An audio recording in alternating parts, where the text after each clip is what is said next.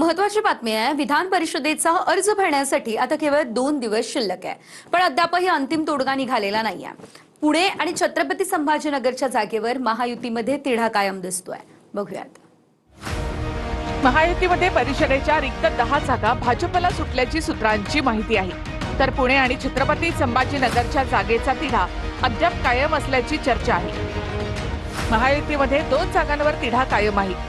पुण्यामध्ये भाजप आणि राष्ट्रवादीनं दावा केलाय, तर छत्रपती संभाजीनगरच्या जागेवर भाजप आणि शिवसेनेचा दावा आहे। महायुतीमध्ये तीनही पक्षांना कोणत्या जागा सुटल्यात ते आपण पाहूया। तर भाजपला सोलापूर, अहिल्यानगर, जळगाव, सांगली, सातारा, नांदेड, भंडारा, गोंदिया, वर्धा, चंद्रपूर, गडचिरोली, धाराशिव, लातूर, बीड, अमरावती आणि नागपूर। तर शिवसेनेला ठाणे, यवतमाळ, नाशिक आणि परभणी, हिंगोली, तर राष्ट्रवादीला 1 जागा कोकणामधली। धाराशिव, बीड, लातूर परिषदेसाठी भाजपकडनं 4 जणांची नावं दिल्लीमध्ये पाठवल्याची सूत्रांची माहिती आहे। धाराशिव, बीड, लातूर परिषदेच्या जागेसाठी भाजपकडनं बसवराज पाटील, दत्ता कुलकर्णी, अरविंद पाटील निलंगेकर आणि ओमप्रकाश शेट्टे यांची नावं दिल्लीमध्ये वरिष्ठांकडे पाठवल्याची सूत्रांची माहिती आहे। 2 ते 3 दिवसांमध्ये हायकमांड अंतिम नावं जाहीर करण्याची शक्यता आहे।